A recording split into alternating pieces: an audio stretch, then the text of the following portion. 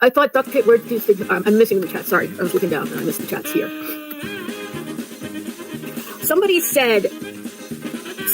that, is this tape before? Actually, somebody wrote that to me in an email. Are his legs taped? Because it's dark, like the line, you see the line? This is the end of the blanket. You guys can see my mouse going, by the way? Can you see my mouse? Here's the end of the blanket. And you can see the line from the pants. And this would be like what Chris described, right? He said it's kind of like the old, kind of like, not like, because someone said, no, the Adidas pants have like 3 stripes, like a thicker stripe and 2 little stripes on the side. He said it's kind of like, it's like the Adidas style, meaning dark pants with a white stripe. He didn't say they were Adidas pants. And then somebody said, does that mean, is that down here at the bottom where it's either the stripe ends or is that tape?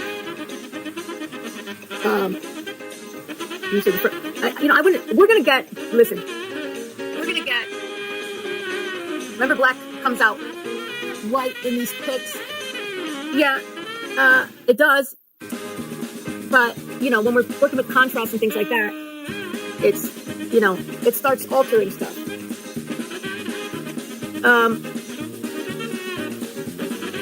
You thought they would tape his legs together. Well,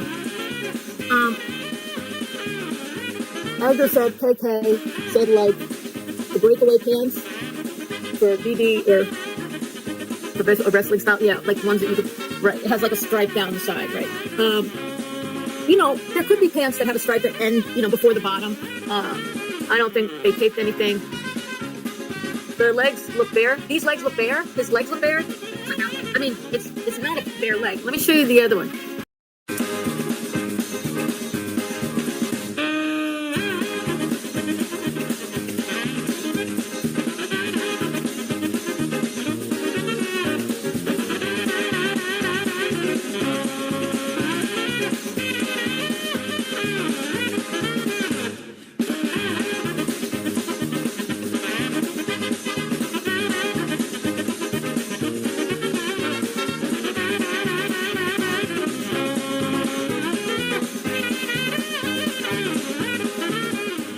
They said, Katie, Chris, do you know, did Sebastian ever have access to the internet?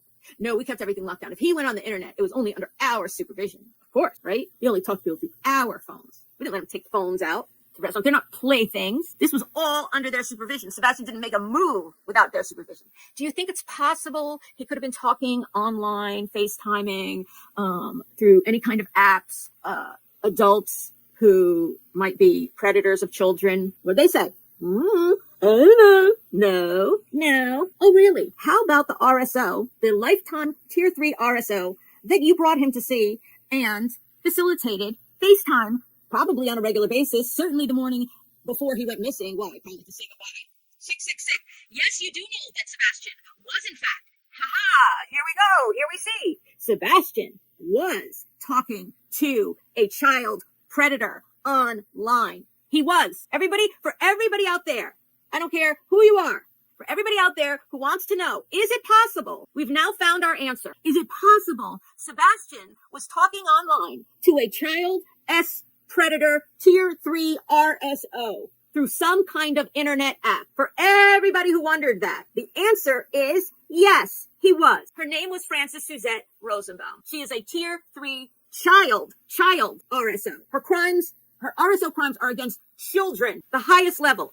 The answer is yes. We know exactly who the child predator is he was talking to. And we know who was the conduit, who was facilitating Sebastian's contact with a tier 3 RSO. It was Katie Proudfoot, his mother, knowingly. He wasn't having private conversations with her. She facilitated it. His clients look bad, okay? Let's remember that. What he is being paid. Is he being paid to find the truth, as he says, and he works for Sebastian? No, that's a bunch of bullshit. He doesn't work for Sebastian. And you know why I know? Because Sebastian, guarantee, wouldn't want to have anything to do with a person who is saying defamatory things about the father he loves, Seth Rogers. That's how I know you don't work for Sebastian. That's how I know. Sebastian would spit if he saw you. It is so disgusting for you to say at the same time, I work for Sebastian, and then say the most horrible things about the man that he adores, his father, Seth, the man who has tirelessly looked for his son, the man who was crushed by his son being missing, not the stepfather and mother who went on vacation how many times, who left the state, who didn't look for him, who had 5 CPS cases against him. You don't work for Sebastian, SF. You don't work for Sebastian. And every time you say it, I want to puke. He loves his father. Even when there's a divorce. Okay, let's talk about divorce. When there's a divorce and there's children involved, do psychologists say it's a good idea for the health and well-being of your child to talk badly about the other parent, right? In front of the kid, or about the kid, or a place where the kid could, that information could get back to the kid, right? Is that a good idea? Would psychologists say? To call their dad, like, what do they say, a PEDO?